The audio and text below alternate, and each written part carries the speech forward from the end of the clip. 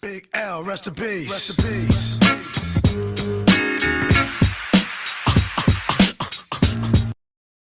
Cybersecurity, there's a ton of content out there, and if you don't know where to start, it can be overwhelming, even paralyzing.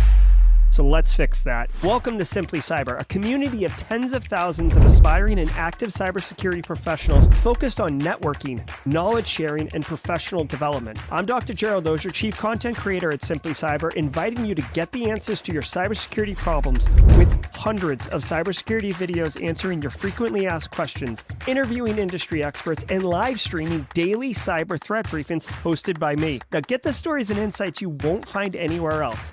Hit subscribe now and dig into all the fresh content on the channel and in the community. Nothing should stop you from launching and leveling up your cybersecurity career today.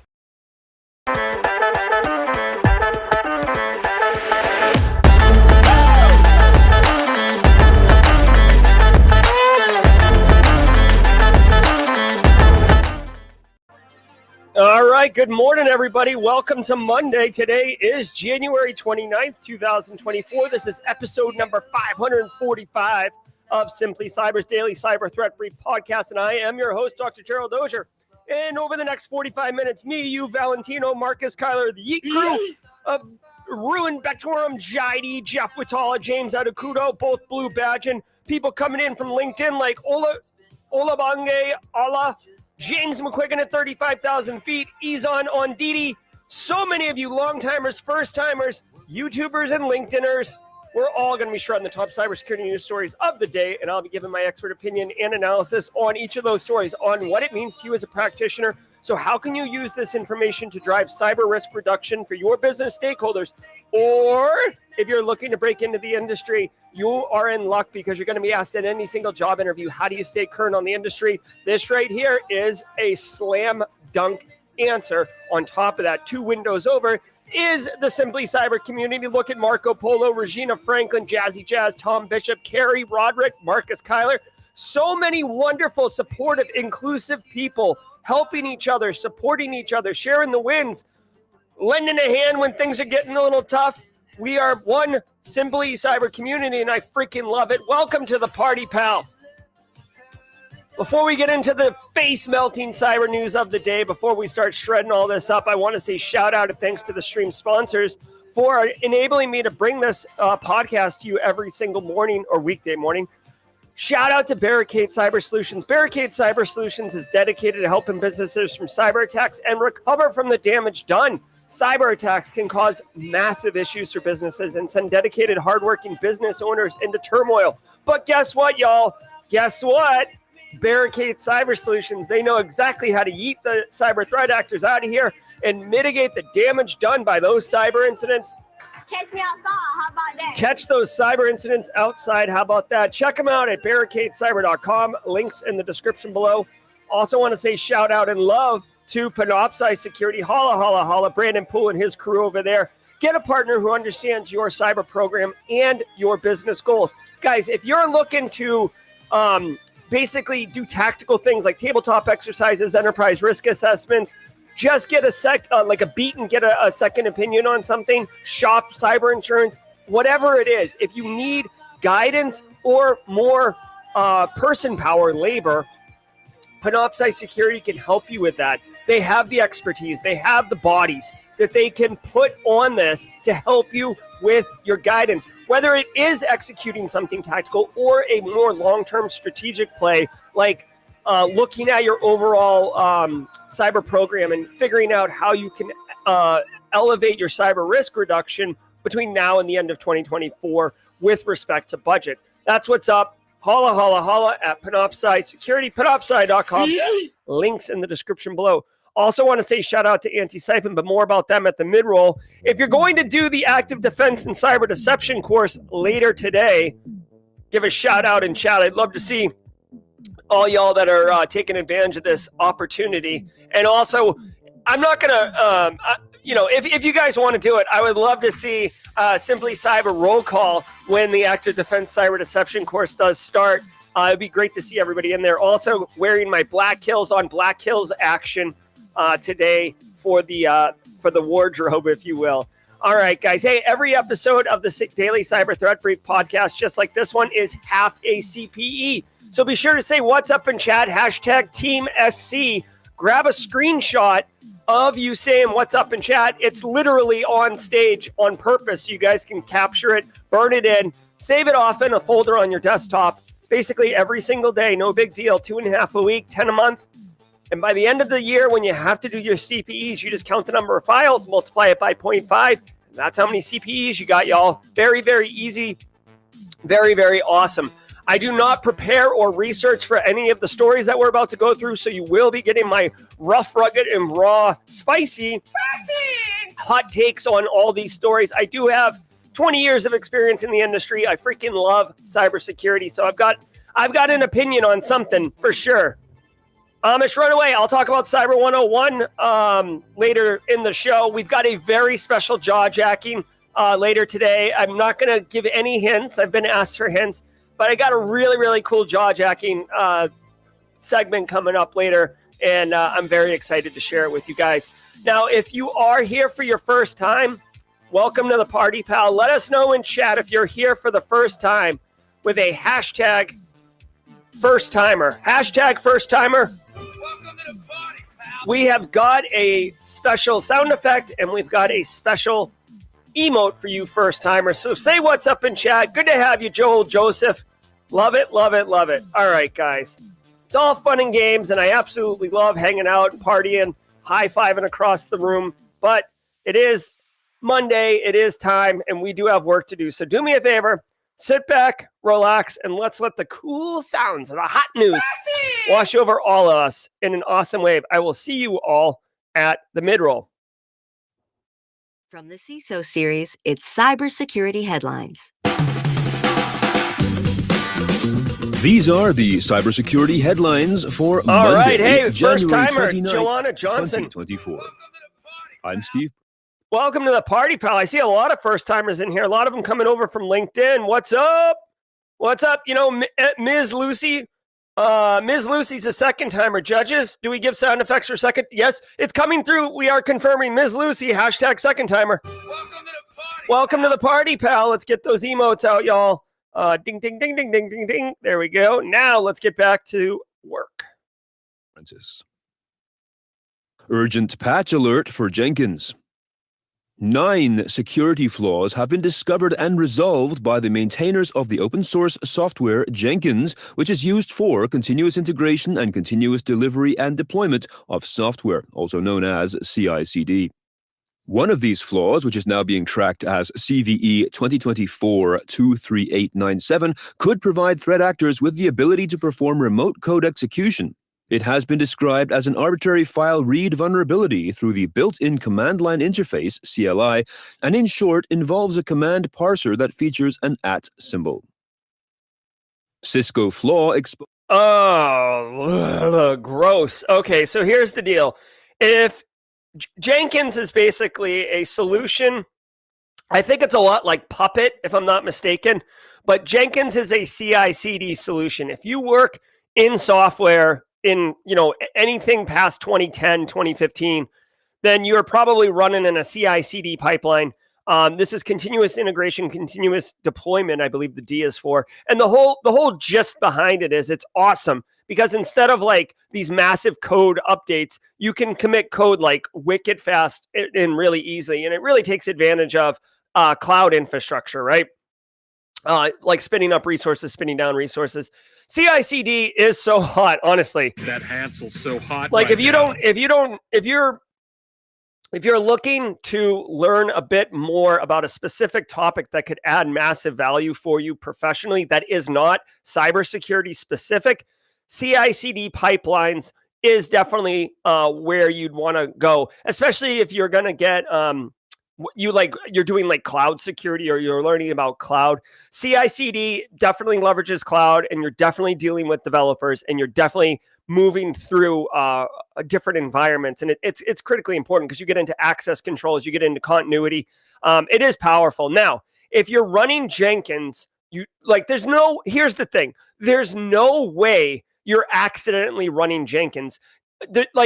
Carl by the way, if you're new here, Carl is just an avatar. It's an end user avatar that I make up. That way we're always talking about the same end users.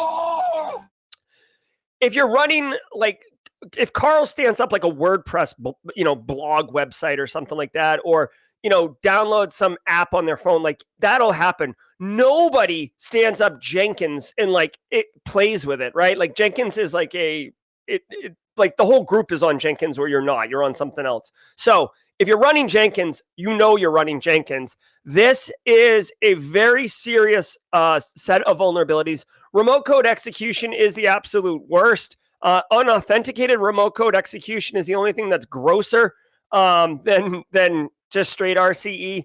I would say it says the vulnerability exposes servers. These are gnarly attacks. So gnarly vulnerabilities. It doesn't say that it's actively being exploited. At least I didn't hear active exploitation, which is a good thing, right? Because it'll give us time to patch. So you should absolutely put pause on the video right now. We love having you here live, but this is a pause it and go talk to your IT counterparts about getting this updated.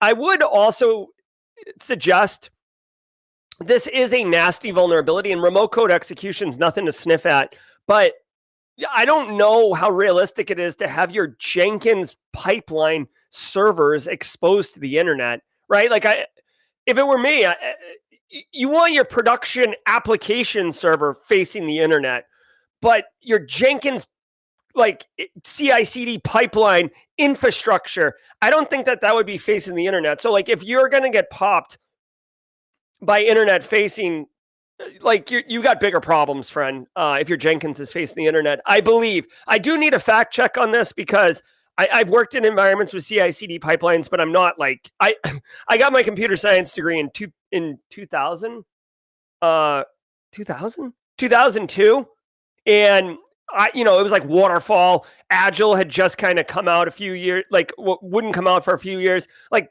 cloud didn't exist. CI/CD pipelines wasn't really a thing. So I'll admit that, I'm not the fastest on this one, but I don't think you'd have an internet facing. TLDR, if someone's already in your environment, if the phone call is coming from inside the house, this would be a very juicy thing for a threat actor to do priv-esc and get critical resources. So TLDR, patch Jenkins. You gotta patch it. BSEC is saying he's thinking Jenkins was all cloud stuff. Yeah, I mean, I get it, but I get Jenkins might be cloud, and it definitely CI/CD pipelines are definitely cloud related. I just don't know if you would have the Jenkins servers internet facing, right? Versus going through a VPN or going through some type of, oh my God, what's the word? Like proxy or bastion host to use a Sec Plus term. All right. Proposes unified comms systems.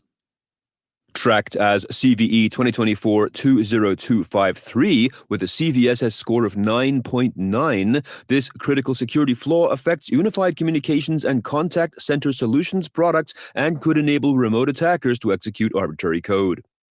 According to a security advisory published by Cisco on January 24th and updated on the 26th, quote, this vulnerability is due to the improper processing of user-provided data that is being read into memory.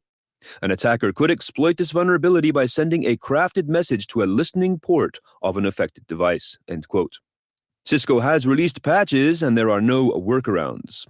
A link to the security advisory is available in the show notes to this episode. All right, so two things. One, how hilarious is this? Sometimes cybersecurity people crack me up. So this is from Cisco. This is them announcing a critical vulnerability 5 days ago. So this is 5 days old when it was first published. And it's for the unified communication product suite. So I'll tell you two things, but the thing that cracks me up is on the right here, if you can see on the right, there's 6 people who took the time to review this post and gave it a 1-star review. It's just laughable because they're basically, to me, there's like a bit of a meta joke here, right? Like them putting this out, them making it available, the patch is there and everything is great. Like, thank you, Cisco. But I swear to God, the 6 people who took the time to rank this are like, Boo! Cisco, everything you touch turns to crap. Boo! Like, so it's, to me, it's just a little bit of a meta joke to me. Now, Cisco Unified Communications Platform. One thing I will say about this is a lot of businesses are using this, mostly, like, I would argue, like, large enterprises are using this. And you might not normally like patch this, right? Like, not that this is IoT, but, like, if I'm not mistaken, this is like part of their phone infrastructure. If, like, you're running the smartphones at everyone's desk and you can, like, centrally manage it, and there's, like, voicemail backend stuff. So it's not IoT, but it is very much non-traditional infrastructure. And I would also argue it's probably like a box like that you're running, right? Not like a Windows server you stand up and something like that. So the whole reason I'm bringing this up is because, to me, it's interesting, like, who owns this? Who owns the Cisco Unified Comm product? You might, like, literally, it could be the communications team, the people who, like, issue the iPhones to the new staff, the people who pay for the WebEx licensing or whatever. So in reality, I guess I'm just trying to point this out really quickly. In reality, sometimes you get into a situation where, like, this absolutely needs to be patched, right? You gotta patch it. But who owns it? It turns into a lot of this kind of finger pointing where, like, IT is like, we don't own this. This is a custom solution that the communications team bought, and they have the vendor, whoever the vendor is, which wouldn't be Cisco. It'd be some VAR that, like, you know, a local third party who, like, bought it, and they do installs of, like, phone systems. But those technicians aren't going to be IT software patching. Like, basically, they're not IT software people. They're like hardware phone people. So basically, I should have started with, like, the more you know kind of lesson here. This is an important opportunity to point out that all of IT hardware and software doesn't always belong to IT. And then you get into this gap where, you know, people are like, well, I'm the communications person. I make sure that people get iPhones. I'm not responsible for patching stuff. And the IT people are like, I didn't buy this. I didn't implement this. I don't know anything about this. I'm not touching this.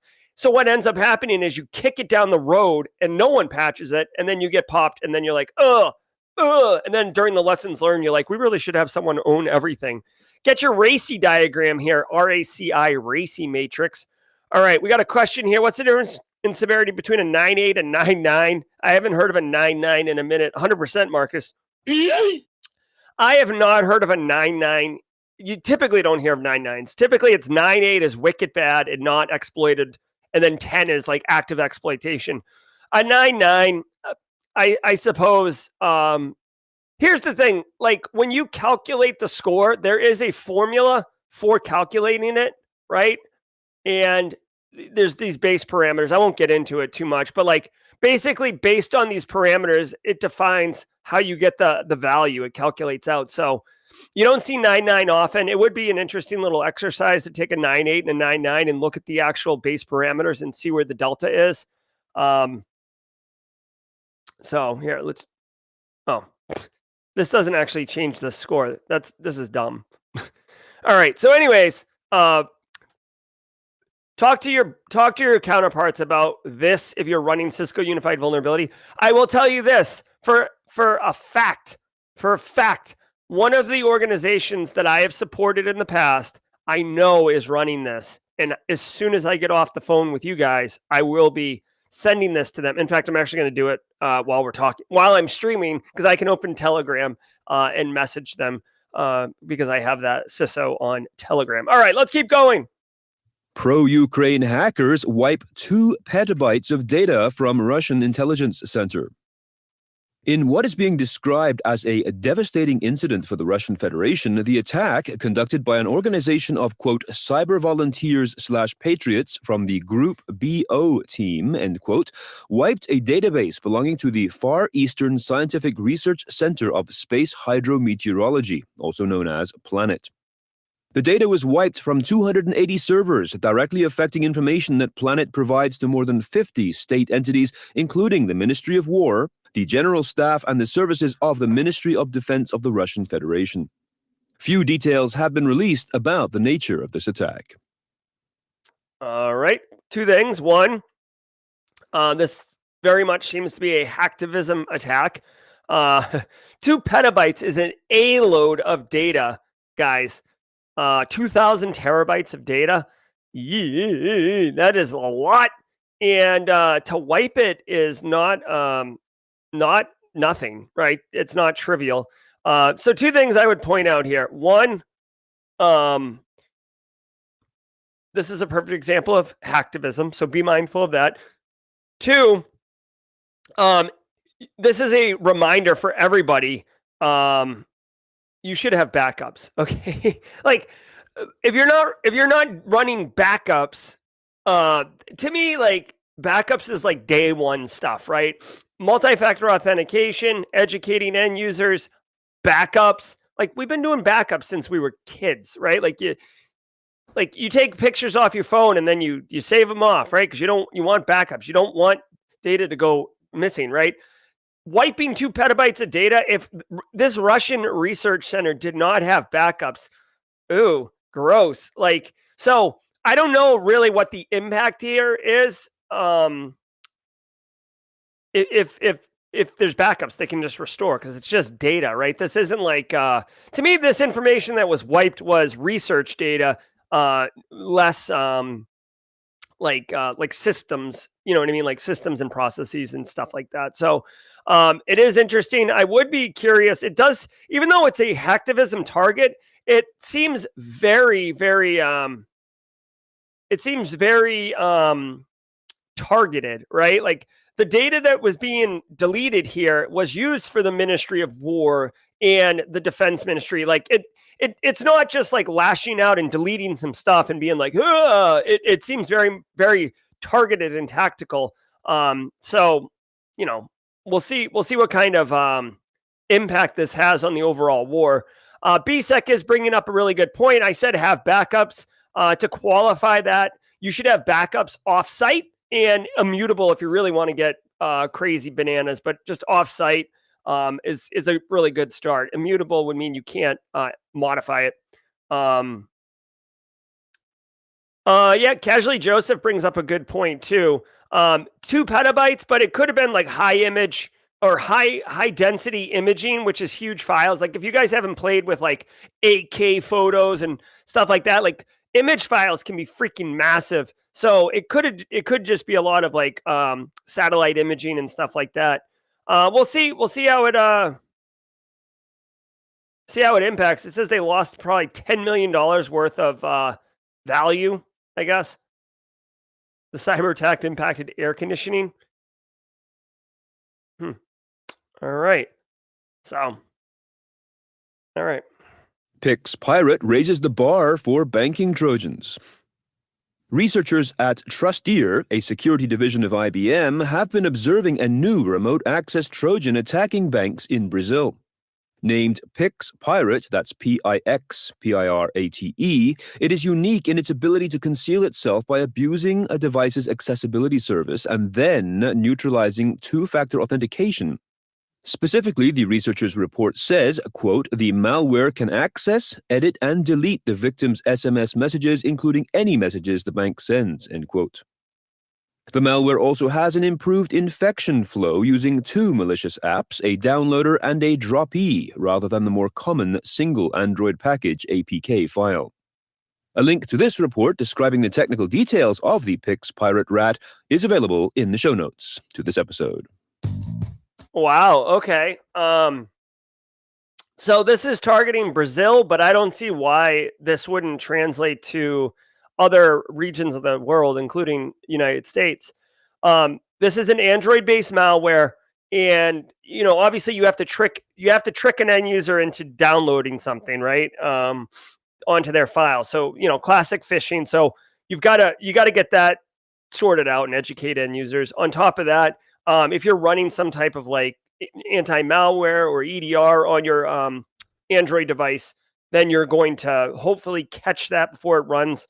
What is particularly interesting about this, if you didn't hear what they said, is that the software will add or delete or modify text messages sent from banking institutions, which I guess is part of the nuance of this targeting specific entities in Brazil, because you have to know, like, the threat actors will have to know what type of what the content of a message would look like from a bank, so they could do a regex. Get your regexes here, so they could regex on the text message and modify it.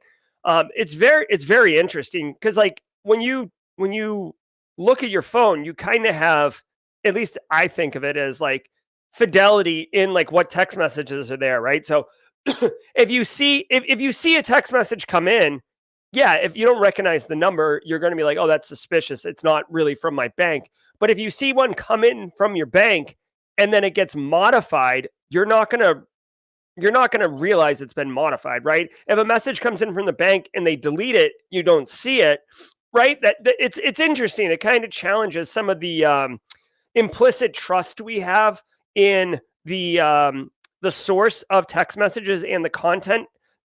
This is an attack on integrity. So when we look at CIA triad way back in day one of InfoSec careers, the CIA triad, I always feel like the integrity is the more challenging one to convey to people, and it's the more challenging one to like see when it's being compromised. But this right here, this is straight up integrity attacks all day, every day. So be mindful if you support. I know we don't have a lot of Brazilians in here, but if you are in Brazil, or if you have staff in Brazil, this sounds like it targets individuals, not businesses necessarily, in order to steal your creds and ultimately wipe your bank account out. So I would educate your end users, if you have Brazilian ones, just around this, and make them mindful of the attack vector. Because if it's already on their phone, you're completely screwed, because like they can delete and modify text messages, so you won't know what's true and what's not true. You can't trust anything anymore. So you'd have to wipe your phone, basically. They said that there's technical details in the show notes. I encourage you to go check that out if you want. It probably shows what the initial infection vector is and the IOCs associated with it. Let's go to the midroll. And now a word from our sponsor, Vanta. From dozens of spreadsheets and screenshots to fragmented tools and manual security reviews, managing the requirements for modern compliance and security programs is increasingly challenging. Vanta is the leading trust management platform that helps you centralize your efforts to establish trust and enable growth across your organization. Over 6,000 companies partner with Vanta to automate compliance, strengthen security posture, streamline security reviews, and reduce third-party risk. To learn more, go to vanta.com/CISO and watch their 3-minute product demo. That's Vanta, VANTA.com/CISO. Let's go midroll.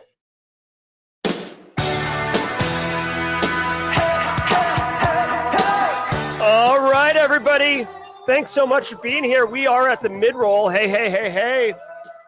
You guys are crushing it, all you first-timers. This is a classic episode of Simply Cyber's Daily Cyber Threat Briefing.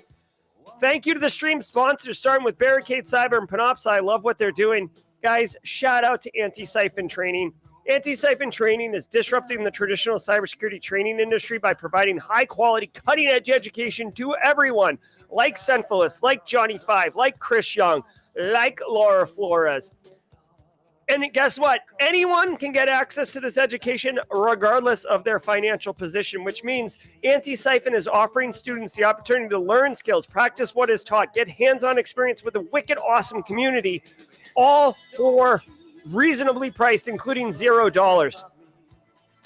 Right now, guys, in 2.5 hours, Active Defense and Cyber Deception is going to kick off this course right here. I don't know if there's still time to register or not, but if you are doing this course, you are in for an absolute delight. I've taken this course. It is phenomenal. John Strand teaches it. John Strand is phenomenal. Black Hills, the company that is associated with Antisyphon, the one whose shirt I'm wearing right now, is phenomenal. Giddy up, get on this Active Defense and Cyber Deception course. There's a link in the description below to the course if you want to take it. And then next week, SOC Core Skills with John Strand is happening. So maybe you're busy this week, but next week, jump on it and get up, get on, and knock out this SOC core skills course. You're going to love it. Believe me. All right. Awesome. Okay, guys. So I want to say shout out and thanks to all of you. Thank you. If you're getting education value or entertainment value, do me a solid and hit the like button right now. Chris Young's letting me know that registration is closed for today. So too late will be the cry when the man with the bargains has passed you by. There's probably an opportunity to still get on that SOC core skills. Don't miss the train. Hit the like button if you're getting value. Shout out. Guys, the Simply Cyber Community Challenge is happening right now. Zachary Caudle has the baton. Zachary sent his post out, and it was an absolute banger. If you're looking to blow up your LinkedIn connections, go on LinkedIn, search for the hashtag Simply Cyber Community Challenge, and connect with the people who are posting and comment on their posts. Connect with the people in the comments. Go find Zachary Caudle's post and connect with him. I did. It was great to learn about him. Zachary, can you tag someone in chat to hold the baton? If you want to hold the baton, check it out. It's your opportunity to share your story. Head over to LinkedIn after you take the baton from Zachary.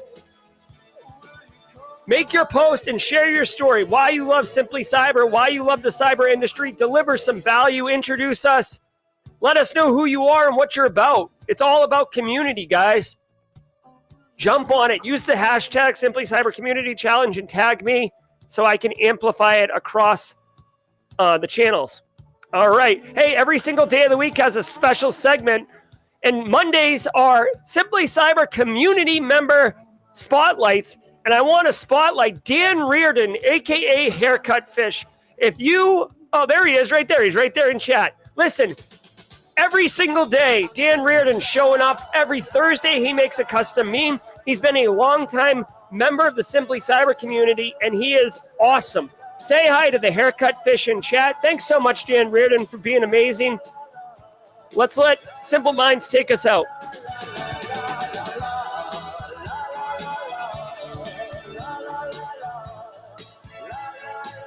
All right, guys. Let's get back to work. Here we go. Back to work. Wah, wah. Microsoft Teams outage resolved. Some users of Microsoft Teams in North America, Europe, the Middle East, and Africa may have experienced problems with the platform on January 26th and 27th, including login failures and message delays on Jason Summers looking to take the baton. Desktop and mobile apps, as well as being stuck in the waiting room for Teams meetings. Microsoft's own description of the problem was, quote, a portion of database infrastructure that facilitates multiple APIs is experiencing a networking issue, end quote. This issue was fixed and services were restored by Saturday. Microsoft. All right. Not to be confused with Microsoft's VR 3D rendering rooms that no one asked for feature update that they reported last week. Guys, here's the deal. This is not a cyber attack, or it doesn't appear to be a cyber attack. Microsoft Teams, you got to remember, dude, Microsoft is a massive company. They have hundreds of thousands of users or businesses. They might have millions of users. Microsoft Teams is getting used all the time. So it's not unreasonable. They just announced last week they're rolling out a freaking massive update to allow people in VR to meet in Teams or something like that, right? So there's major updates happening. There's major features being dropped. It's not, they do everything they can. Large software companies do everything they can to maintain uptime and integrity and not have outages and stuff. But guess what? Sometimes crap happens. Sometimes, a feature gets pushed and it screws up something downstream, right? You can do all of the configuration management your heart's desire, but occasionally crap happens, okay? So just like cybersecurity, guys, it's all about resiliency. Yes, you don't want crap to happen. But sometimes it does. So how are you going to respond? How do you handle when crap happens? Do you have a rollback plan? That would be a good idea. Do you have an on-call call tree to escalate things? How do you if enough support tickets come in, does it cause some tipping point? When we do tabletop exercises, most people are like, oh, you got a ransomware infection. Now what do you do? Blah, blah, blah, right? But like this is a perfect tabletop exercise scenario to throw.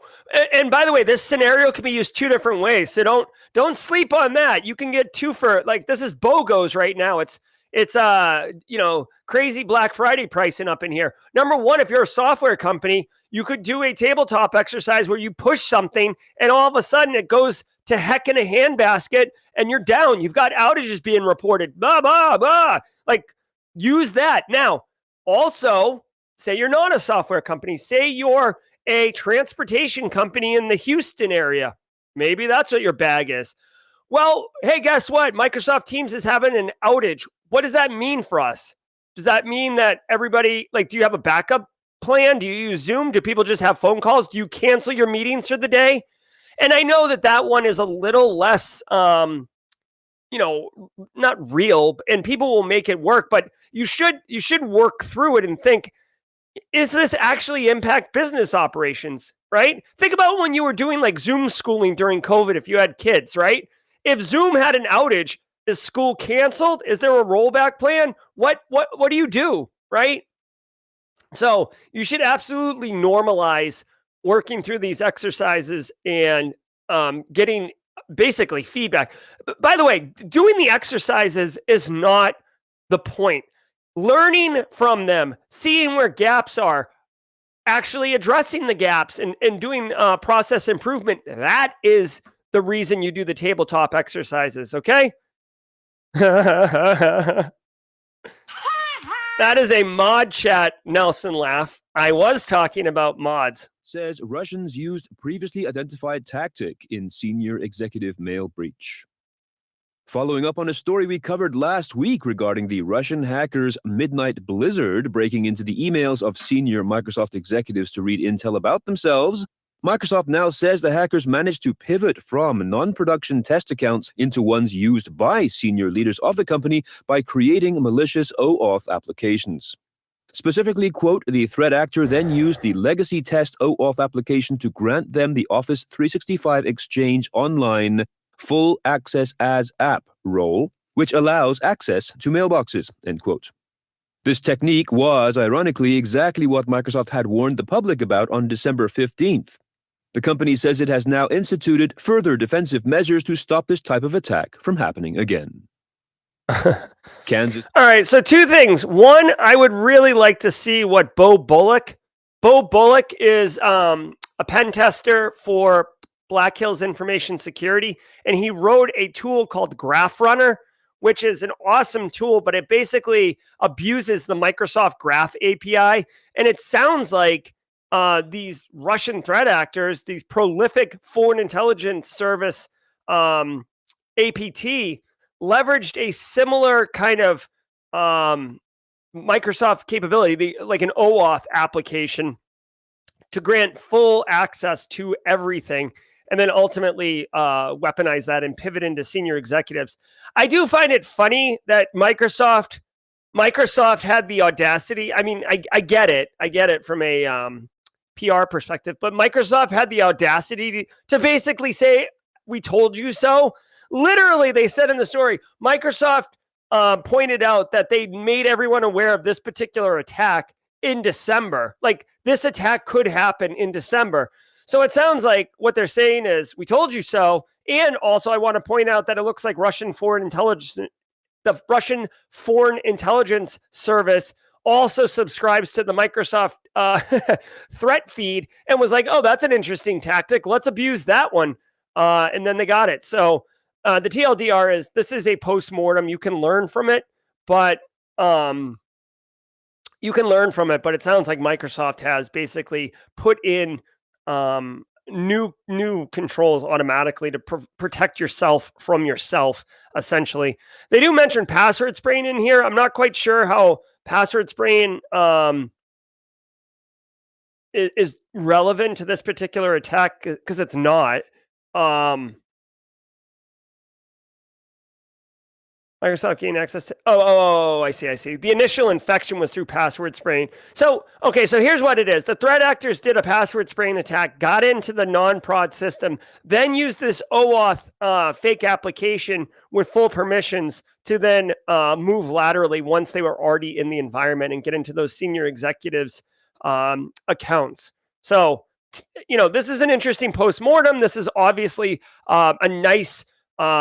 When I say nice, I mean like it's a nice case study. It's nicely packaged. It's very clear what the cyber kill chain looks like in this particular attack. And the nice thing is that Microsoft has implemented some additional controls to protect us from ourselves. City Transport Authority suffers ransomware attack. The Kansas City Public Transit Agency, KCATA, has disclosed a ransomware attack that occurred on January 24th.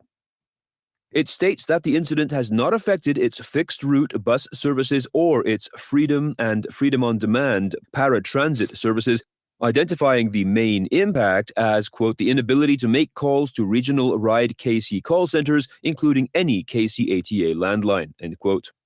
Although the KCATA has not mentioned who was behind the attack or whether data was stolen, the Medusa ransomware gang has claimed responsibility and has published samples of the allegedly stolen data on its Tor leak site. All right. So, Medusa ransomware gang, pretty serious. They're asking for $2 million. Ooh. Straight cash, homie. They also offer the victims the option to extend the deadline by paying $100,000 a day. what a bunch of peckerheads. So they are $2 million total ransom, or you can extend the deadline for $100,000 a day, giving them that very convenient option. They have looks like 9 days to comply, according to this screenshot, which I have no idea when this was taken. I'm actually kind of curious, like, does the actual the KCA states the incident is not affecting services. Okay, this is what I wanted to know. Basically, they got a database of consumers of the Kansas City Transit Authority stuff, right? So Medusa just got some IT systems compromised and got some data, but the actual service of public transit, the actual mission of the KC Transit Authority is not impacted. If I had to guess, the Kansas City Area Transportation Authority will not be paying the ransom, because why would they? Like, I mean, it sucks that this data got compromised and taken out, but I don't know. At this point, I feel like people are like tone deaf to having their PII compromised. So they're just like, you know what I mean? Like, I'm sure Kansas City Transit Authority will send out a very formal letter that says they take information security and your privacy quite seriously, and that they're going to offer you identity theft protection for 2 years. And then, back to business as normal.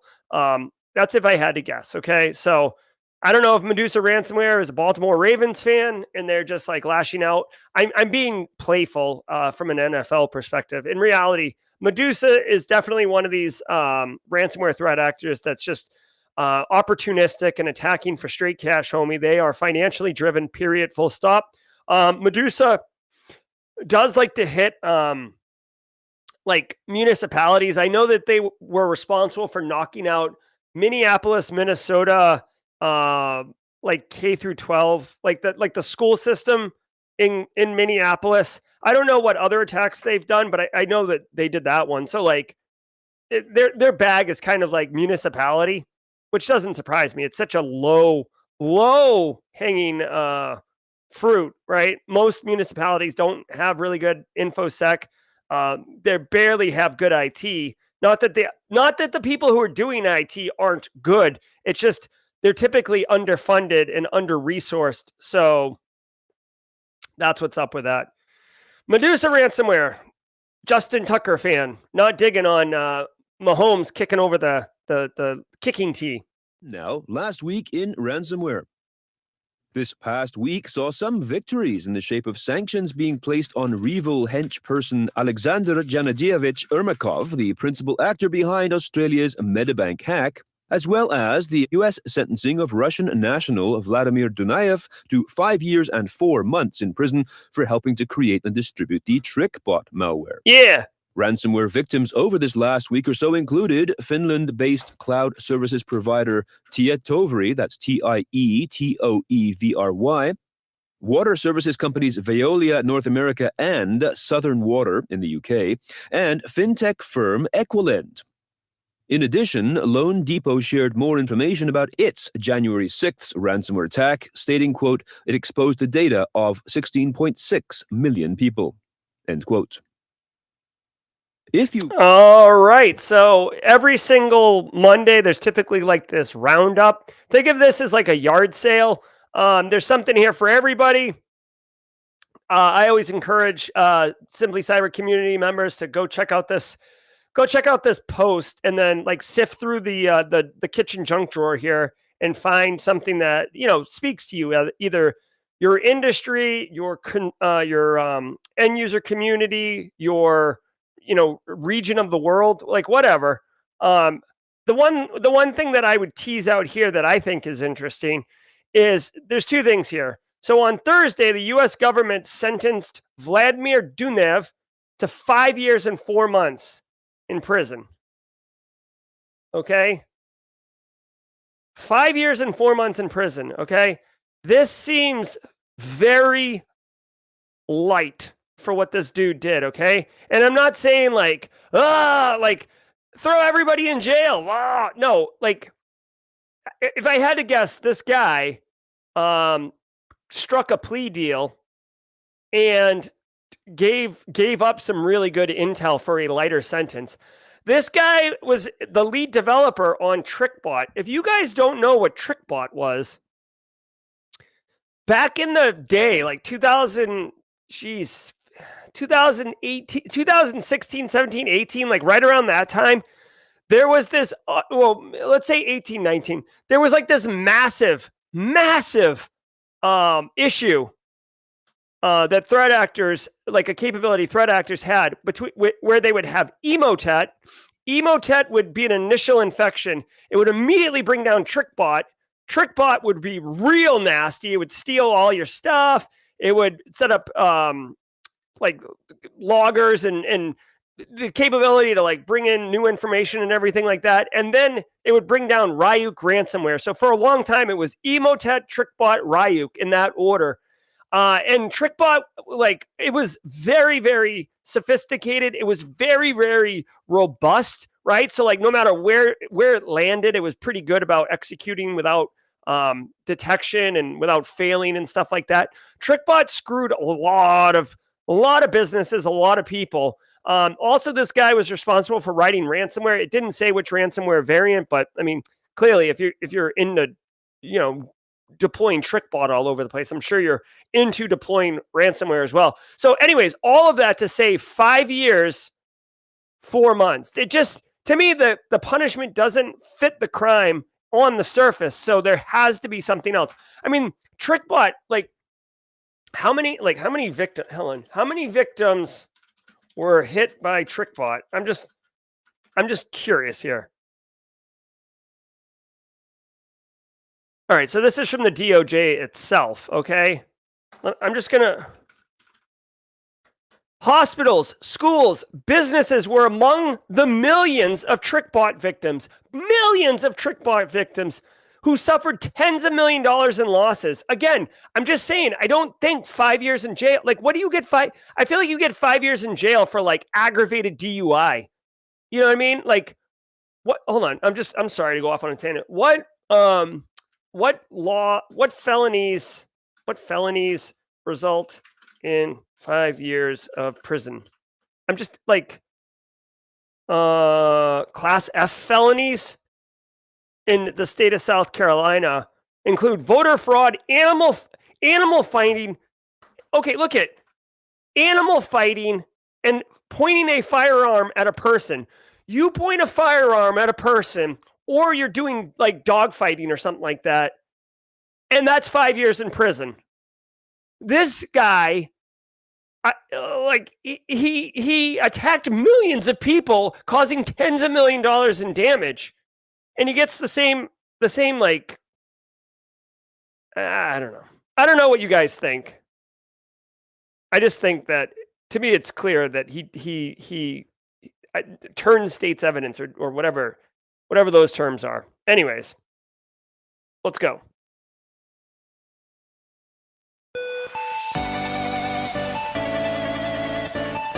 All right, y'all. Solid win. Looks like we're a couple minutes early. Oh my goodness. Hopefully you guys had a great show. I certainly did, given 10 minutes of time back. That's why I only saved 45, half a CPE, because very, very occasionally we finish early. I haven't finished early in a long time. Maybe it's the new camera angle. I don't know. If you were here just for the news, thank you very much. Genuinely appreciate you being here. I hope you come back tomorrow at 8 a.m. Eastern time.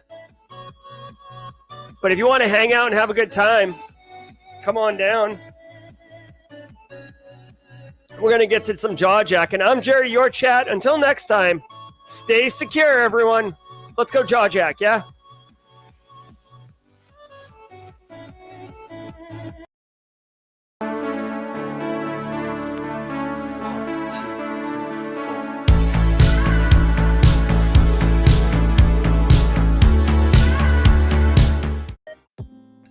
Hey, what's up, everybody? Welcome to the party. I'm your host, Jerry Guy. This is the cool, smooth sounds of jaw jacking. Welcome to the party, pal.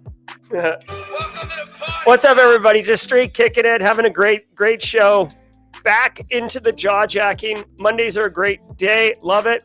Thanks so much, Divine Dream Divine. I'm loving Black Hills myself. I got a special little fun thing for jaw jacking today. It'll be happening probably at 9 o'clock on the dot, so give some time for that. What's up, Eugene? You are welcome. James McQuiggan at 35,000 feet, 10 minutes early because today's jaw jacking is going to be awesome. Did we just become best friends? Yep. Yes, sir. Thank you so much, James McQuiggan. It's great to see you. Yeah, guys, just stay tuned. I've got a very special, something very special for jaw jacking today. Mrs. Auger will be involved. Awesome. Love it. Whoever's on LinkedIn, it showed up as unknown, but thank you for saying good show as usual. I definitely love it. All right. How was everybody's weekend? We went and saw the movie Wish. The Disney movie Wish. It was good. It was good. I don't drink soda really, and I don't eat junk food really. But whenever I go to the movies, I get the large popcorn, large soda, and I just plow through it like a beast. Thanks so much, Divine Dream Divine. Eric Taylor with the 50 gifted subs. Wow. Let's go. Shout out to Eric Taylor and Barricade Cyber Solutions. If you're one of the 50 people if you're one of the 100 people, We just become best friends. Yep. solid. Thank you so much, Barricade Cyber and Eric Taylor. Look for Eric Taylor and the Barricade Cyber team at Wild West Hackin' Fest, the official black sponsor for Wild West Hackin' Fest. Squad members, if you're a recently minted squad member like Dane Riley, Dennis Himmick, K. Scott Powell, giddy up on the emote tray. We'll do the Oprah emote. I believe we have over 1,000 squad members now. If I'm not mistaken, we have 1,000 squad members now. Awesome. Thank you all so very much. Genuinely appreciate it. Love it, love it, love it. My wife and I get the refillable popcorn buckets and refill it on the way out of the theater. Nice. Good move. Oh, yeah, actually, guys, on Friday, I actually had to peace out to go to a meeting, but Eric Taylor continued the stream, and I saw it was like a 2.5 hour barn burner. Really, really delivering value. I hope you guys enjoyed the stream on Friday. Thanks again to Eric Taylor, not just for the sponsor support and the continued love and the squad members, but also for, picking up and streaming. I do want to remind people, I just forgot about this. I always forget about this. If you're interested in supporting the show, Every jaw jacking does have like a sponsored segment. I pick one. This basically is a cloud data blog post, cloud data security challenges and best practices. I thought this blog post actually illustrated some really interesting fundamental things about cloud security. So if you're wanting to learn a bit more about cloud, if you want to learn a bit more about cloud, come check out the blog post. It is available on the Discord server right here under show, like there's Simply Cyber and then the show support.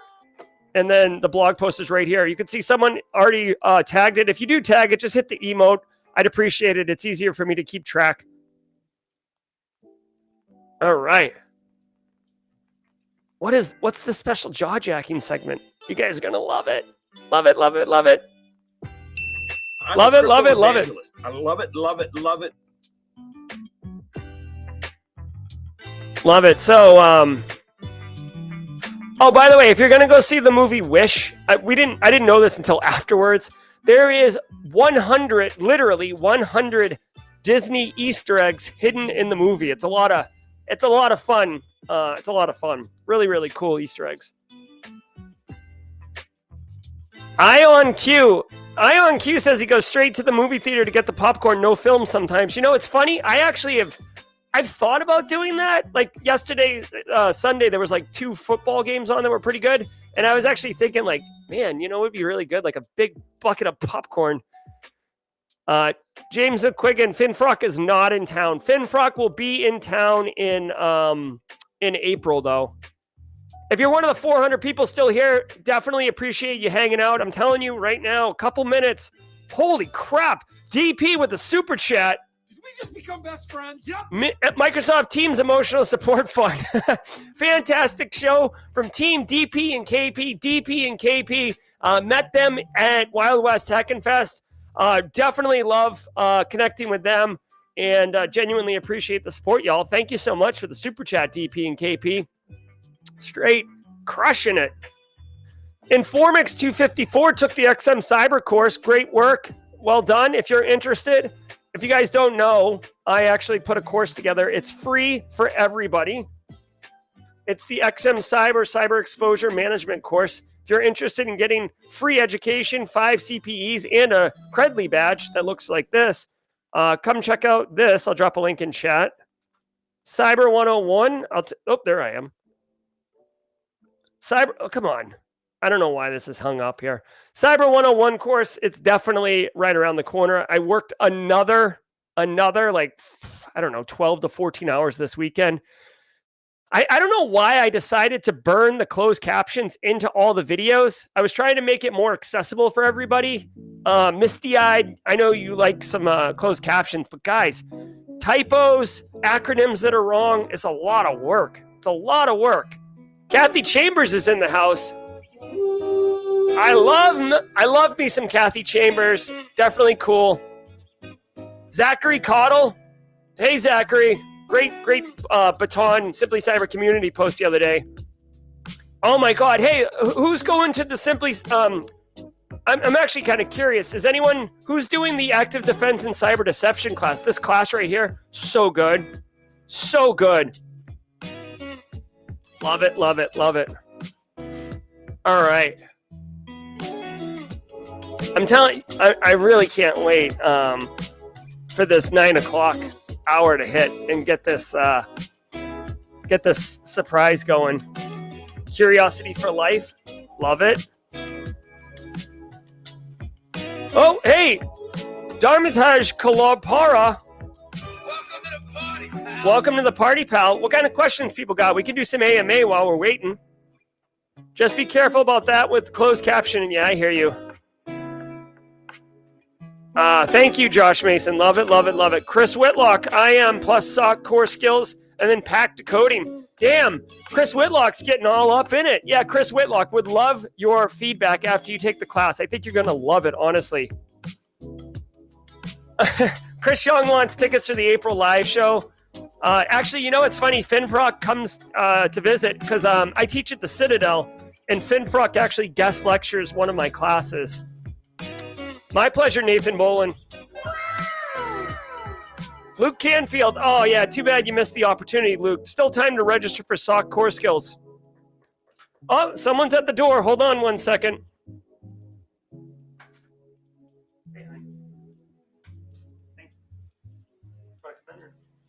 Okay, love you. All right, check this out. Mrs. Auger just brought in a special delivery. Thank you, honey.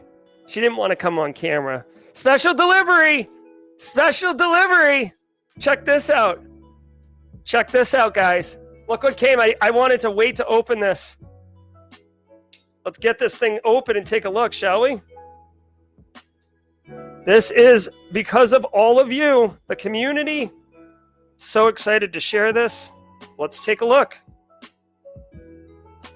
Here we go, boy. I tried to get Mrs. Auger onto camera, but she didn't want to. Let's take a look. Let's do this, huh? Boom. Boom. Nice little letter from YouTube.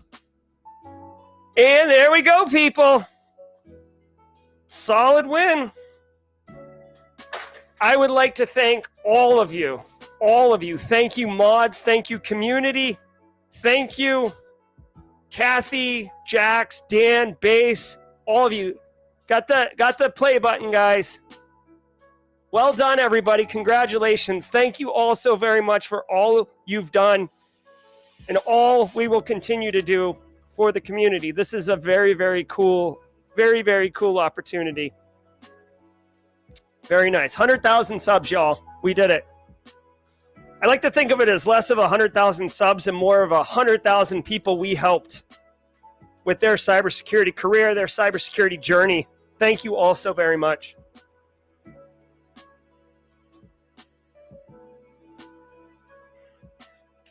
Hopefully that delivered on what I said would be a special jaw-jacking segment. Thanks so much, everybody. Very, very cool. Very, very cool. I saw another super chat come in. What is... James McQuiggan, that is so awesome. Way to go, Jerry. This community is the best, and that award is well-deserved. Next up is the gold one. That's right. Did we just become best friends? Yep. Thank you so much, James McQuiggan, for the super chat. And guys, thank all of you.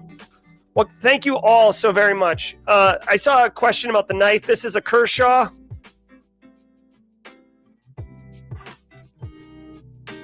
I carry this all the time on me. Josh Mason has the exact same one. Nice little pocket knife. It's always nice to have a pocket knife. Thank you, Ben Willis. Thank you, Ellery. Thank you, Hemoglobin. Thanks, Alex. Thanks, Emmanuel. Thank you, Malware Trini. Thanks, David Beard. Thanks, Shane Prevost. Thank you for the opportunity to share that with you. Thank you. And thank you, Mrs. Auger, for bringing it.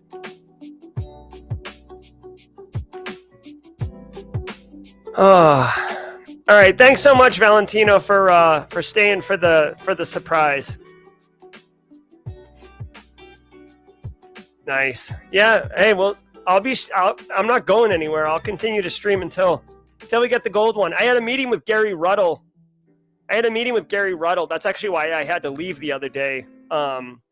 When Eric kept streaming, I had a meeting with Gary Ruddle, and he said that I should hang the silver play button right there, and then right beneath it, put a chalk outline of where the gold one will go.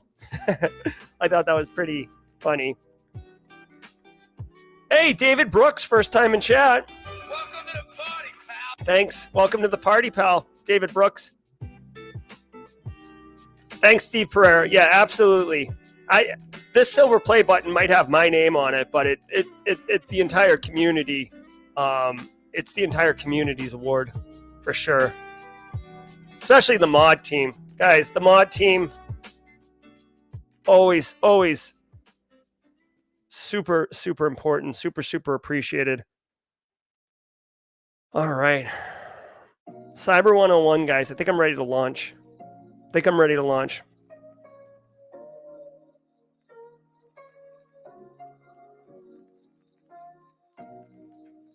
It really is, William Harris.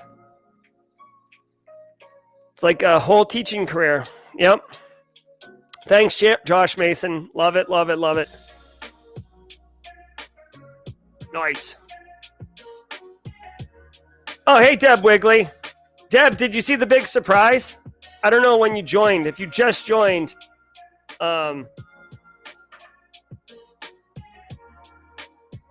love me some Deb Wigley. Deb, this came in the mail just now. Like literally.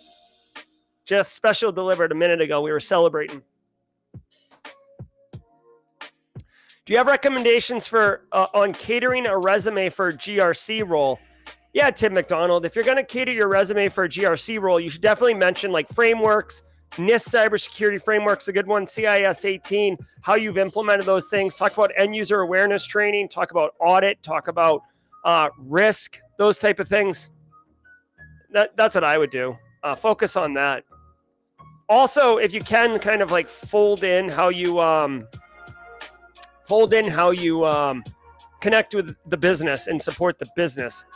Cigar Master says, working on renewing my Sec Plus so I can break in the industry after the Sec Plus. What's next? Cigar, it depends on what you want to do in the industry, right? If you want to be a SOC analyst or pen tester, those are two wildly different strategies, right? So I would recommend continue to get education and network. Let's see here. Okay. Let's see. Deb Wigley's getting a lot of love. Deb, everybody's welcoming Deb. Deb Wigley's an amazing person. If you haven't met Deb Wigley, do say hello to her in chat and then high five her when you see her at Wild West Hackin' Fest. Hey, no problem, Angular. Definitely appreciate it. Hey, Chris Young. That's right. Hunter Strong. Yep. All the updates I've seen on Hunter seem to be moving in the right direction, the positive direction. Love it, love it, love it. I got to figure out where to hang this play button now, huh? Like obligatory background. Right there. I don't know. Right there. Can we bring Mr. Eric Taylor on again later this week? Yeah, we'll see. Maybe Eric can come on for Fridays. We'll make it like a recurring theme here. John Brock says maybe going for the CISP after Sec Plus. That's definitely a solid move. CISP is not really. CISP is like good, like professional standard. Definitely a good idea. I remember when I got my CISP, it was like a major career milestone for me. Rex is at a loss for things. Thinking about getting to DEF CON. No problem.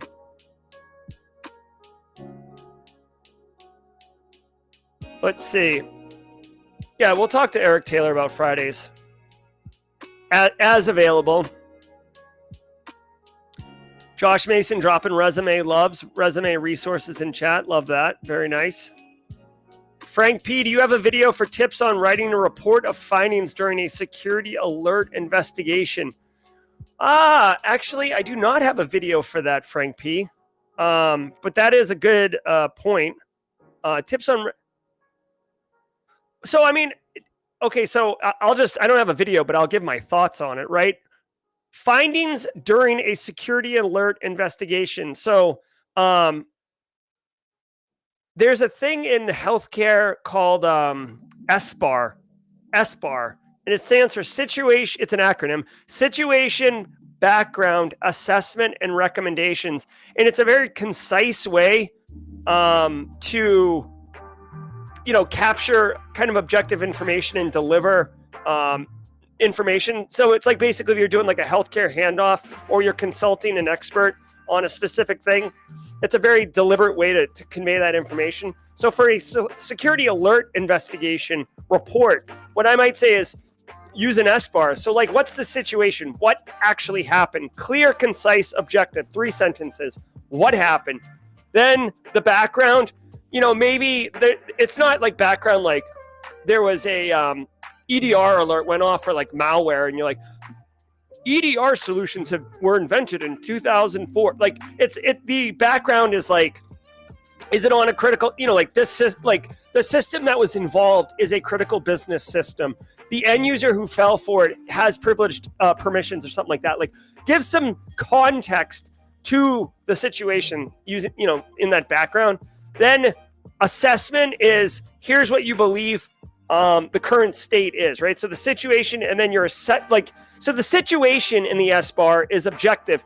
The assessment is kind of you inputting your knowledge, basically your wisdom on what you assess is the situation, right? So the situation is objective. The assessment is your take on the situation. Is it really bad? Is it really not a big deal? Could it lead to a bigger problem? Do we need to move quickly? And then recommendation is your suggestion on moving forward. Frank P, I hope that helps. That's what I would do. An S-bar, S-B-A-R, okay? Hopefully that's useful for someone.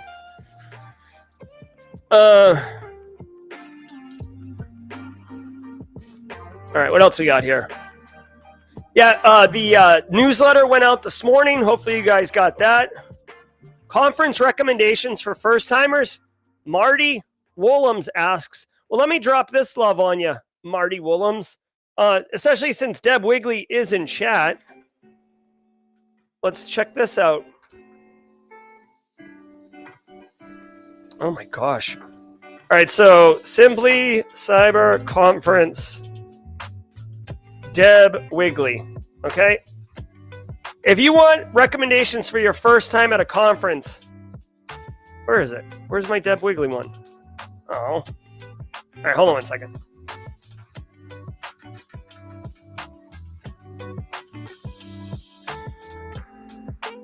Oh my God, bro. Look how young I look in this picture. Hold on one second. Oh, this is annoying. Hold on one second.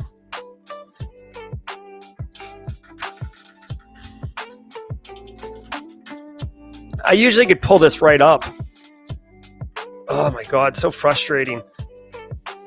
Hold on one second. I have a video for it. That's the thing. I've got a video. How do I search within my own channel? Isn't there a way to search on your own channel? Oh, there it is. Conference. Deb Wigley. So Deb Wigley, Base Case, and DJ BSEC all did a panel live. What's going on? All right, hold on one second. That's super annoying. I have no patience for that. Give me a second.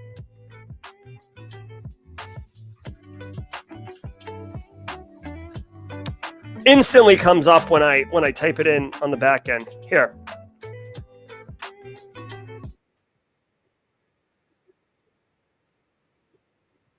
All right, Marty Woolhams, here you go. This right here is your answer, okay? At Marty.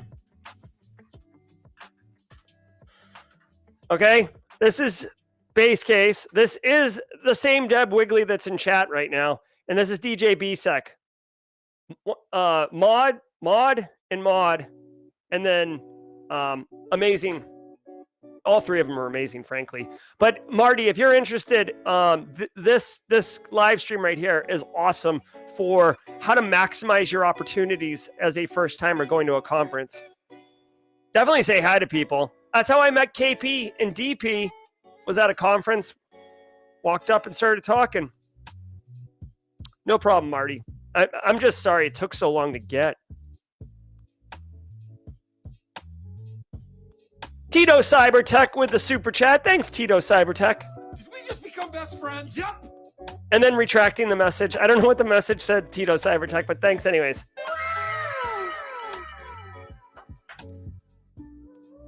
What else we got?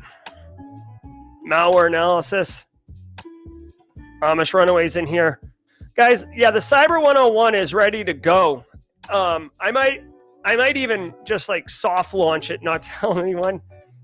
I was trying to figure out the pricing. I think what I'm going to do is there'll be three tiers.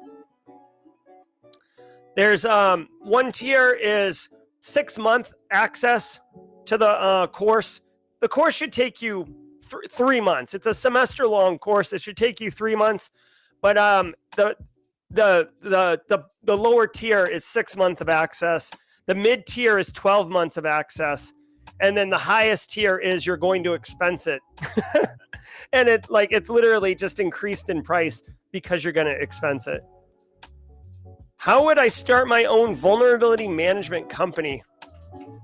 Boy, how would I start my own vulnerability management company?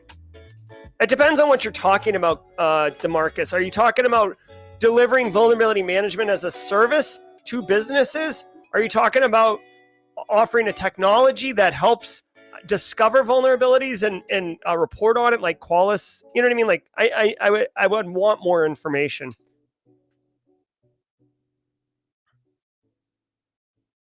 Second Chance Nomad says, for a noob, would doing CF Reds on video be a good way to build a portfolio? I'm assuming you mean like CTFs, Second Chance Nomad. Yeah, it would absolutely be valuable. You'd meet people in the community too. There's a lot of YouTube, Twitch people do it. Love it. So yeah, I would absolutely do it if I were you. I mean, I have a YouTube channel. I kind of do it. In real life at Wild West Hackin' Fest. Oh, Kathy Chambers and I met. Kathy Chambers and I had worked prior, but we got to meet in person at Wild West Hackin' Fest. And I got to tell you, I walked right up to Kathy and gave her a hug. I felt like we'd been friends for years. But Wild West Hackin' Fest is such a special conference. If you're going to get out there, you'll know what I'm talking about. I love Wild West Hackin' Fest. Deb and Jason are there at the airport as soon as you land with a warm smile. All the conference attendees are awesome. The keynotes are always great. I'm keynoting this year. That's why they are always been great. Alyssa Miller, Lindsay Carhart, John Hammond, Heath Adams, truly amazing people. Pepe Espinoza asks, have you ever attended the InfoSec WorldCon in Orlando or been asked to present? No, I haven't. And I will say, Pepe, if James McQuiggan has thoughts on InfoSec World Conference in Orlando, please drop them in chat. I haven't been to it, so I can't really speak to it, unfortunately. Amish Runaway says, when you graduated college, what degree? So Amish Runaway, I'm not 100% sure what you're asking, but I'll just run through it. I have a bachelor's degree in computer science. I have a master's degree in computer science. I have a master's degree in information assurance. I have a PhD in cyber operations. Those are my 4 degrees. Leslie Carhart, I'm sorry. I think I said Lindsay. Leslie Carhart. I'm sorry to Leslie. So Amish Runaway, let me know if that answers your question. Alex says, are there any scholarships available for Cyber 101? There could be, Alex. I haven't thought through that yet. I've been so hyper focused, right? Trying to get it out the door. I haven't thought through scholarships. There certainly could be. There is a capability. I've got to look into it. There's a capability to gift course vouchers. So I got to look into that. I tried doing scholarship with GRC Analyst Masterclass, and it turned into a management nightmare. So let me look into it. Would I recommend Dakota State for a PhD? Oh, absolutely. If you want a PhD in cybersecurity, right? Dakota State University is phenomenal. Dakota State University, small school, massive cybersecurity knowledge base. They have a PhD in offensive security, which is what mine is in, which is hilarious because I'm a GRC practitioner, and I basically self-identify as sucking at pen testing. But the PhD that I have is in cyber operations, so reverse engineering, software exploitation, malware analysis, all the things. They have a PhD in defense now, which is more around GRC and risk. I actually thought about going, me and this guy, Rod Rickenbach, thought about going back and getting the second PhD from Dakota State. But the answer, I'm not going to do that. There's no reason to. It doesn't help me professionally in any way. It is a very emotionally exhausting journey going to get a PhD. It's very hard on your family, or it was very hard on my family. I had their full support, but I had when I was going through my PhD, my oldest son was like, he went from 3 to 6 years old, and my youngest son went from being born to 3 years old. So like, that's really hard when I'm not like, it's just a lot of work. Okay. Have a great day, Jenny Housley. Thanks so much.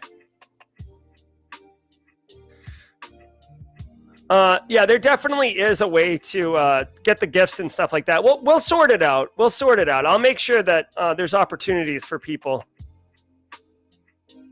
Luke Canfield, hashtag team education. I love it. Itzel Bennett says, how to track and lock up a child person that grooms kids through Xbox. I don't know. There's got to be resources out there though, for sure. When I get time, I actually want to make a like parenting cybersecurity video. I've been asked. I just haven't had time. Is the PhD online? Canco Tico asks. So the Dakota State University one was a distance learning. So it was online, but you still have to go to Madison, South Dakota 3 times during the course of the program. The first time is to like meet the other students in your cohort, meet faculty, because you're eventually going to ask them to be on your dissertation committee. The second time is defending your dissertation proposal. And then the third time is to defend your actual dissertation defense, which once you complete that, you're unofficially a doctor. It's not South Dakota State, Bryce. It is Dakota State University, DSU. I love DSU. I went to three different universities throughout my college career, and I heavily identify with Dakota State University.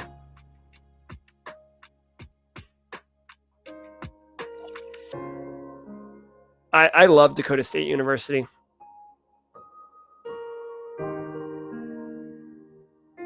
All right. Yeah, look at this. Building the best cyber anywhere. Guys, Dakota State University students, if you look at the US cyber team, the one that competes internationally, it was like heavily DSU students. They've since kind of gone down, not gone down, but there's other schools now, but still like, I think maybe like 25-30% of the US cyber team are Dakota State University students. They're awesome. Kathy Chambers asking about Ryan Montgomery. I have not had Ryan on my show. I actually DM'd him the other day. John Hammond gave me his info, and I DM'd him, but he hadn't replied. So I do not have a line to Zero Day. All right. I got a 9:30 with the very talented Kimberly Can Fix It. So we're going to drop at 9:30, but we still got time.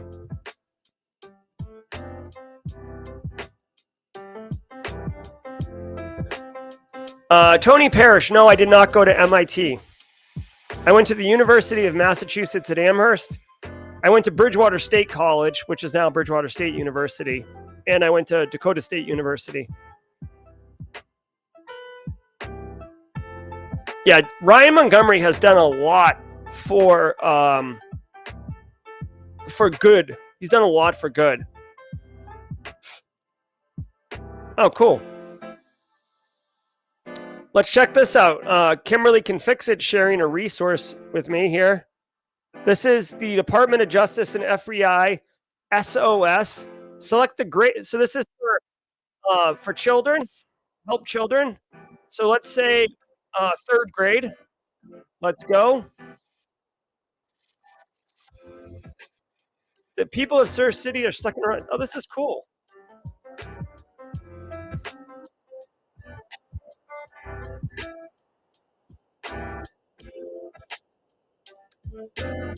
All right. I don't know what this is, but I like it. There's a donut. Cool. I've heard about this place called the Internet, but don't know what. Can you tell me how to go online? Laptop. Cool. So, hey, I'll share this link in chat. Thank you so much. Kimberly can fix it for sharing this. This could be fun for the kiddos. Have a great day, Tim McDonald. Be well.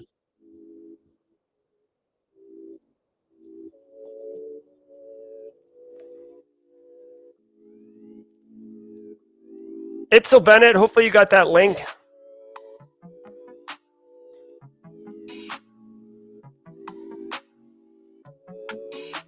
I worked in DC for a hot minute. I did it explicitly to for my career. Got what I needed.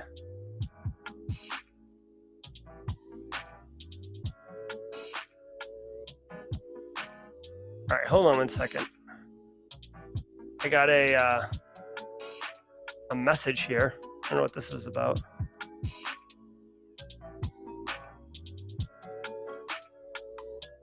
What is this? Hold on one second. I'm sorry, I shouldn't be doing this on stream. Someone sent me something. They said it was like urgent. I don't know what it is. Try this with my 3-year-old and 2-year-old. Thank you, Lazaro. Definitely cool.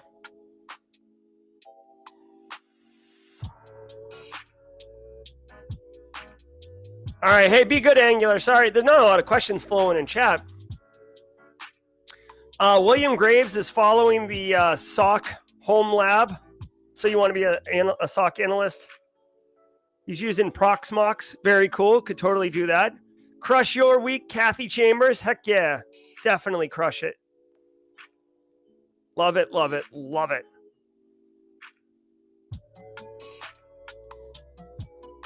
I don't know if you guys noticed, the camera's lower. Gary Ruddle gave me some thoughts. I need to like black out this window right here. So it doesn't look like this, like the Eye of Sauron. Ah!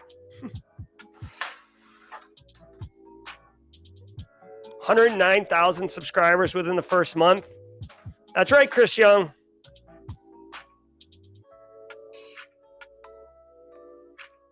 Hey, I'll concur. If anyone's ever like worked in DC, Luke Canfield, I totally resonate with you.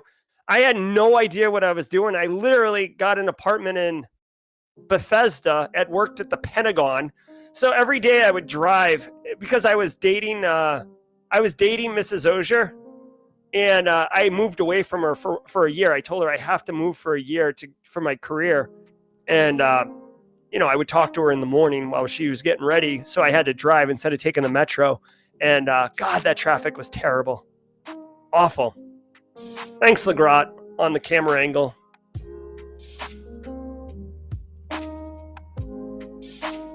Yeah, Ryan Montgomery's very cool. He was, I saw him speak at Red Team Village. He was on the panel. You know, oh, guys, couple cool things around the channel. One, Jack Resider is coming on as a guest. Jack Resider is going to be a guest from Darknet Diaries. Tyler Ramsby is going to be a guest from Hack Smarter. Just amazing. What else we got? Yeah, it's going to be cool. I reached out to Savannah Laza. She is a offensive security professional, and she was actually on the panel at the Red Team Village keynote. She's really cool. Alana Boyajian. Yes, I could have taken the train, but I was dating Mrs. Auger, and I wanted to talk to her in the morning. In the afternoons. It was like important to maintain our relationship. Yeah, IDK. Every day I would do the Beltway. I would go like on the Tyson's Corner side. Chris Young's asking about the branding. It's pretty cool. It's pretty cool. I can share it with you guys if you'd like to see. This is a deep cut for those who are still hanging around. This is very, very early. Very early, okay?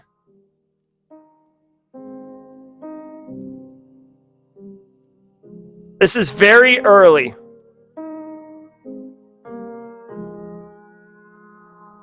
Okay, so this was just an idea. The graphic designer said, just what are your thoughts and stuff? And I'll show them all to you, okay? So this is one idea. And he's done them on different backgrounds so you could see him pop. Here's the second one. Now, I didn't notice it at first, but like this is an S and this is a C. Like you can kind of see it. It has like a little bit of like a Neo Tokyo vibe to it, right? And then here's the final one right now. I don't like this purple personally, but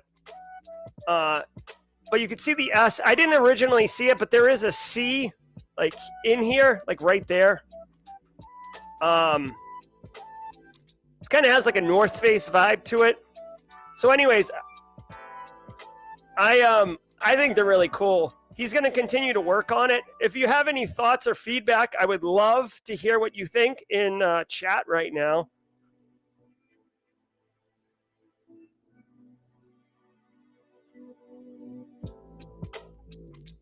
Yes, Emmanuel Dark. I did marry Mrs. Auger very, very happily. Chris Young does not like option 2. Oh. Amish Runaway likes the first one. Here, let's do a poll really quickly.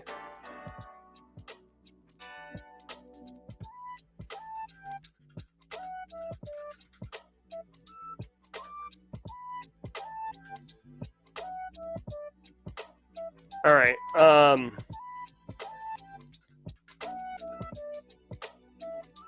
I'm putting together a poll right now. And remember, this is just early. This isn't the whole thing. And I will I'll show this to you a little bit more. Nerman with the super chat. Dr. Auger, every morning I really learn something from you and the Simply Cyber community. I really appreciate all you do. Nerman, thanks for the super chat. Did we just become best friends? Yep. And secondly, I appreciate you being part of the community. That's awesome sharing. All right, so let's check it out. Option 1. Okay. Option 2.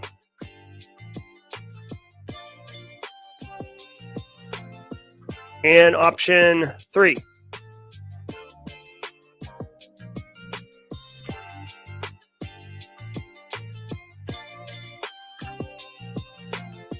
All right, let's check what chat is saying here. Oh, shoot, it's 9:32. Kimberly, I'm sorry. I'll hop on that call in just a second. All right, let's see what chat has to say. So people are saying the first one aligns with your current brand. It'll be easier for your audience to spot you without second guessing. Are you changing your brand logo? Probably. A lot of people like an option 1. I agree they are reaching. If you can't see it at first, then new persons probably won't either.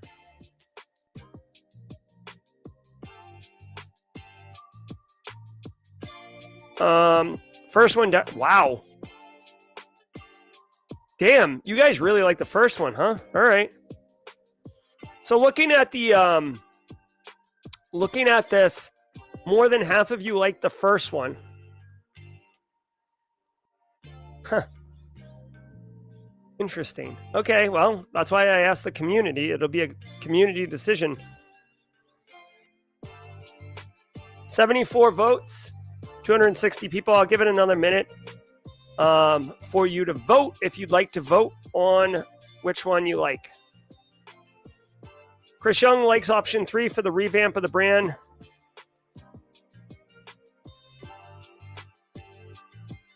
Hemoglobin. Hemo, this is what we're talking about.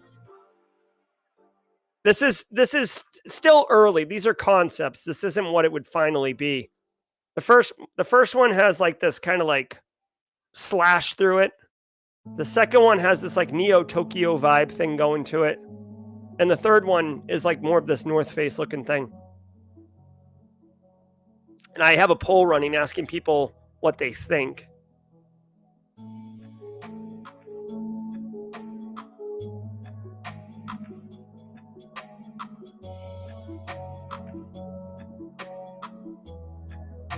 Anthony says, pick what I like. Yeah, no, I pick what I like, Anthony. But at the same time, you know, I'm a huge fan of like community and a huge advocate of like, I built Simply Cyber, but it's Simply Cyber is way bigger than me. It's gone way beyond me. So, you know, for something like this, I really value everyone's opinion.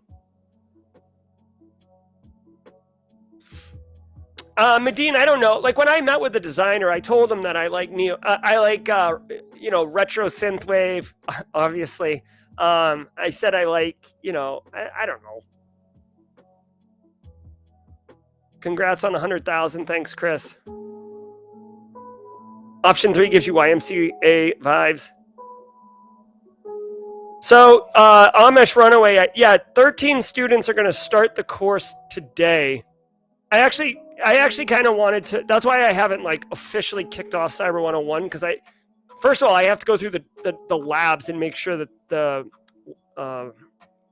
subtitles are right. But yeah, Josh Mason likes the existing logo and doesn't think it needs a brand refresh. Silent Hawk says the first one's too plain.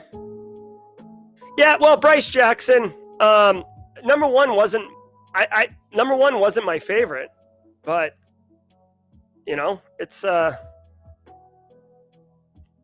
is what it is. I don't know.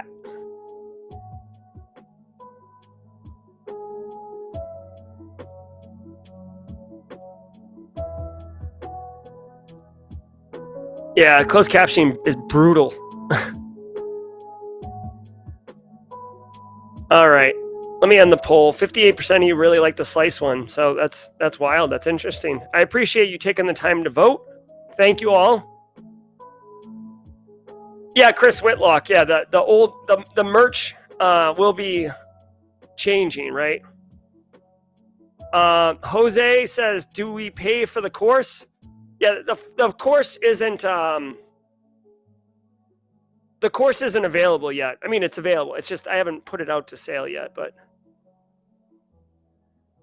Second Chance Nomad. Looking to break in. Love it. All right. So John Brock says, what do you like? So, okay. My initial thoughts when I looked at this, I like the North Face looking one because I just think it's like simple, cool, iconic. I don't like how the SC isn't really there. So, but I just think like having this on like a hat would just be nice and clean and cool. And eventually it would be like very recognizable, right? It's like iconic, but I get it. I don't like this purple. I do like the font style too.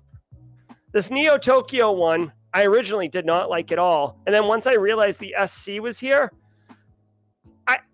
I don't feel like this is on brand for me or for Simply Cyber, but like I do like how the SC is in the logo, but it's not obvious. Just like the Lima Charlie logo. I love how the Lima Charlie logo looks. So look at Lima Charlie's logo. Lima Charlie, right? That is their logo, but it's an L and a C. That's an L and that's a C, right? But it doesn't scream obviously LC. So to me, this had like vibes of that. But I mean, I'm not super deep in the weeds on technical stuff with Simply Cyber. So maybe having a really technical one isn't the right deal. And then this one, I don't know. To me, this just seemed kind of like, I don't know, plain. Not really interesting. So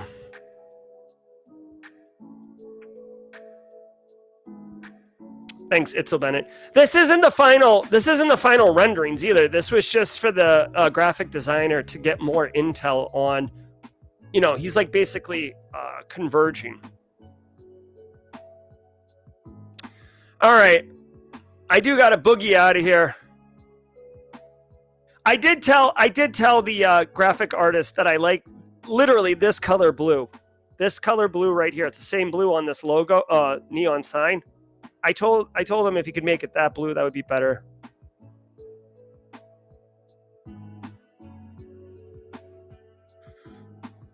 All right.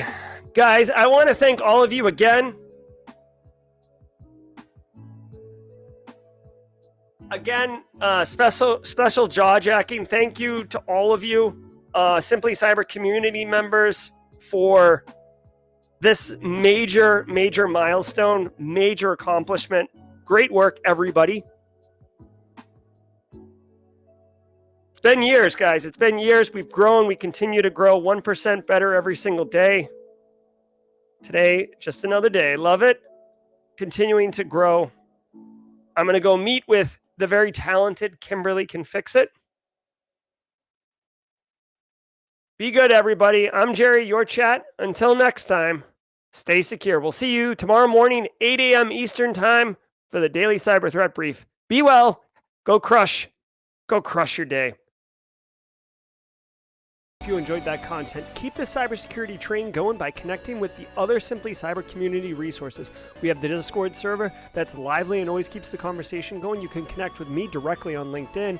And also every single weekday morning on the Simply Cyber channel, we're doing live daily cyber threat briefings, 8 a.m. Eastern time, as well as Thursday at 4:30 p.m. We're doing live stream interviews with industry experts, and we produce videos that we push